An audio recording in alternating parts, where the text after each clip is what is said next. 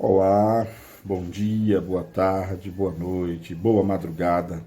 Seja muito bem-vinda, muito bem-vindo à nossa sexta aula de estudos da obra O Céu e o Inferno, ou a Justiça Divina, segundo o Espiritismo. Na aula de hoje, nós vamos falar sobre os limbos. O que seriam os limbos? Na verdade, essa conceituação, ou esse lugar, por assim dizer, foi abolido aí, se eu não me engano, pelo Papa Bento XVI. Eu acho que foi o Papa Bento XVI ou foi o atual, fica essa dúvida aí. Mas eu acredito que foi o Bento XVI. Mais importante do que quem aboliu ou não, foi a própria abolição em si, porque o próprio conceito de limbo era algo, no mínimo, risível e ridículo. Mas então, quero convidar você a passar aqui os nossos 10 minutinhos, né, falando sobre esses assuntos instigantes, estimulantes, fascinantes, que movimentam e permeiam a nossa sede de conhecimento das coisas, sobre a vida, né?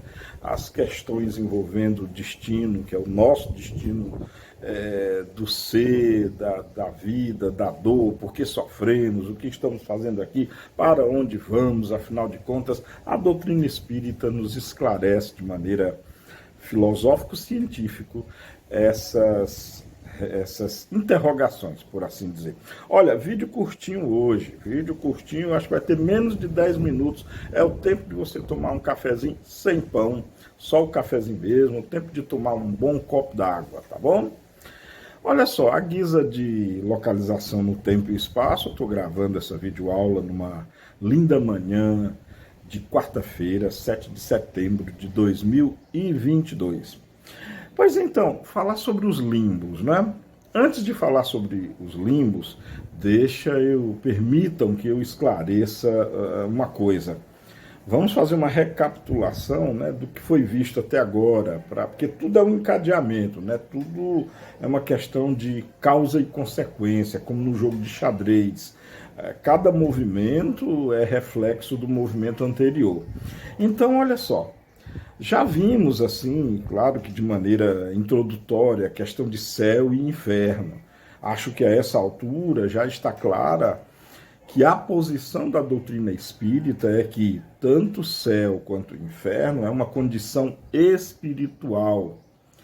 Quanto mais materializado, quanto mais você estiver imerso em uma inferioridade espiritual, ou seja, quanto mais você cultua os vícios, a maldade, quanto maior é o seu apego à matéria, espiritualmente você pode estar naquilo que podemos dizer inferno, porque você só vai contrair problemas para a sua vida.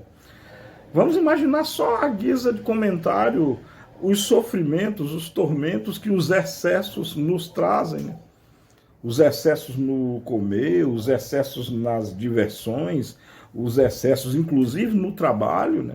Que podem nos levar a doenças essas que vão nos fustigar e nos levar a um verdadeiro estado de tormento, que vai, assim, grosso modo, nos levar a um verdadeiro inferno.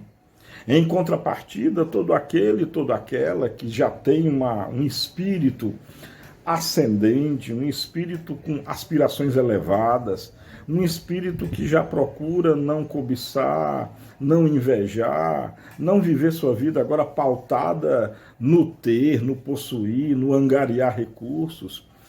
Um espírito imagina que ele já seja equilibrado ou equilibrada, que já tenha muito cuidado, muita responsabilidade no comer, no gastar, no divertir-se, no trabalhar, no interagir com o próximo com respeito, com dignidade.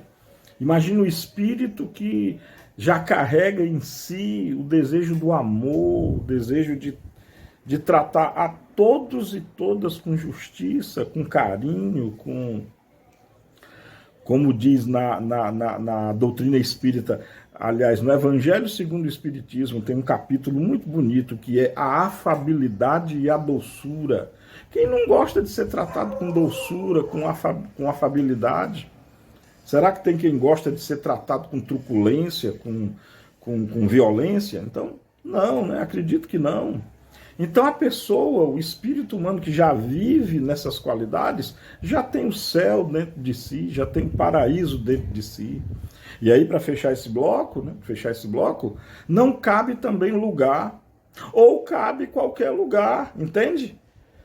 É assim, se você tem um espírito voltado para o mal, como eu já falei anteriormente, se você ainda é um espírito altamente materialista, onde quer que você esteja, você vai estar no inferno pessoal, porque onde quer que você esteja, você vai estar sempre fustigado, você vai estar sempre banhado de problemas. Enquanto que aquele que se eleva, aquele que busca, como Jesus recomendou, aliás, já há mais de 2000 anos, quando Jesus nos recomenda buscai o reino de Deus e as coisas do mundo espiritual primeiro, e ele ainda complementa, e tudo mais lhe será dado por acréscimo.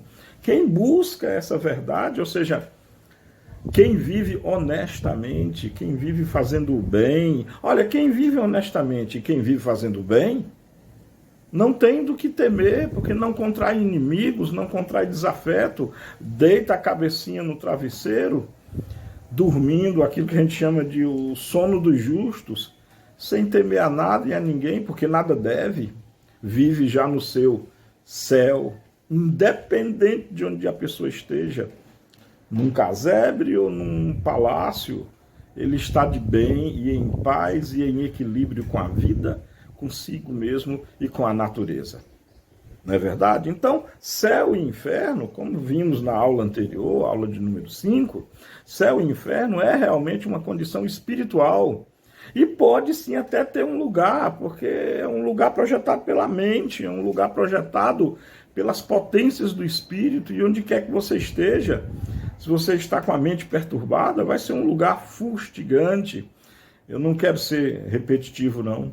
E aí, finalmente, agora, falando sobre os limbos, né? Os limbos eram uma coisa interessante, né? Era um lugar destinado àqueles e aquelas que nem tinham feito nada de bom para merecer o paraíso, o céu, mas também não tinham feito nada de ruim, nada de mal para merecerem o inferno. Eram aqueles que não tinham feito nem bem nem mal, portanto, não mereciam ir nem para o céu, nem mereciam ir para o inferno. Aí a Igreja Católica criou um lugar chamado limbo, que era um lugar do nada. E detalhe, era um lugar eterno, tá? Porque como a alma não tem retorno, né? A Igreja não admite o retorno da alma, então esse lugar era eterno. Então a pessoa ficava lá no limbo para sempre. Era um destino já sacramentado. Quais as almas que iam para esse destino? Terrível também, né? Era a alma das crianças, né, que morriam em tenra idade, sem ter tido a possibilidade de fazer nem o bem, nem o mal. E eu não sei porque até hoje os índios também iam para esse limbo. Na verdade, não só índios e criancinhas, né, nenéns e bebês que morriam em tenra idade sem terem ouvido a palavra de Cristo, por assim dizer. Todas as pessoas que não haviam tido a oportunidade de ouvir a palavra de Deus, portanto não podiam ser convertidos, iriam para o limbo.